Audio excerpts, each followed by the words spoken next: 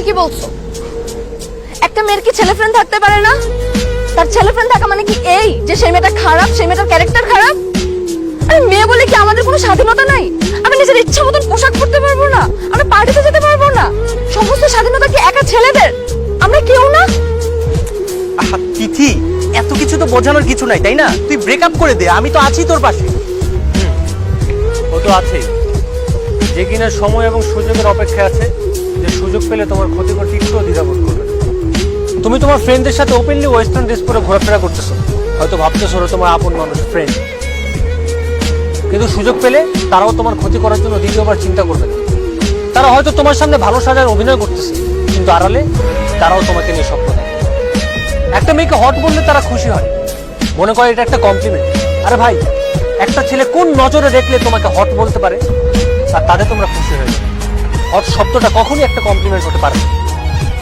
তাই বলে আমি তোমাদের মেয়েদের দোষ দিচ্ছি না, তোমরা সরল মনে ছেলেদের বিশ্বাস করো, আর ছেলেরা সেই বিশ্বাসটাকে কাজে লাগিয়ে তোমার ক্ষতি করার চেষ্টা করে।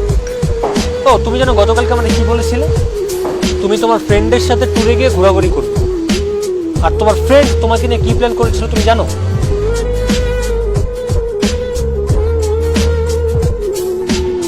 আর তুই এত প্যারা নিচ্ছিস কেন ভাই? কোনো সমস্যা নেই, আমি তোরে বললাম তো, আমি তিথিকে নিয়ে চলে আসতেছি। শোন, মালটার পিছনে অনেকদিন ঘুরছি, বুঝছিস, খুব কষ্ট করে ম্যানেজ করছি। অবশ্য এখনো আমার অন্ধের মতো বিশ্বাস করে। তো আজকাল চারিপাশে শুধু ধর্ষণ, ধর্ষণ আর ধর্ষণ। আমি জানি এই ধর্ষণের জন্য কখনোই একটা মেয়েদের বাজে পোশাক দায়ী না, দায়ী আমাদের মতো ছেলেদের বাজে মন মানসিকতা। রাস্তাঘাটে একটা মেয়ে ওয়েস্টার্ন ড্রেস পরে ঘোরাঘুরি করলে আমাদের মাথা নষ্ট হয়ে যায়, পাগলা কুত্তার মতো আমরা তাদের উপর ঝাঁপিয়ে পড়ি। আর ওয়েস্টার্ন ড্রেসের কথা কি বলবো, আমরা তো বোরকা পরা মেয়েদেরকেও ছাড়তেই না। আমার কথা হচ্ছে, মেয়েরা তাদের মন মতো পোশাক পরতেই পারে, কিন্তু ভাই সমাজটা তো ভালো না, আর আমাদের ছেলেদের মন মানসিকতা তো আরো ভালো। তাই আমি বলি কি, সরল মন এদেরকে বিশ্বাস করে এদের তোমার ক্ষতি করার সুযোগটা করে দিবে, কারণ ধর্ষণ কিন্তু বেশিরভাগ ক্ষেত্রে তার আপন মানুষরাই করে। তাই এদের মতো ছেলেদের থেকে দূরত্ব মেনটেন করে চলো। যদি সেটা করতে পারো তাহলে আমার সাথে রিলেশনটা কন্টিনিউ করো, আদারওয়াইজ আমার সাথে কন্ট্যাক্ট করার কোনো দরকার নেই।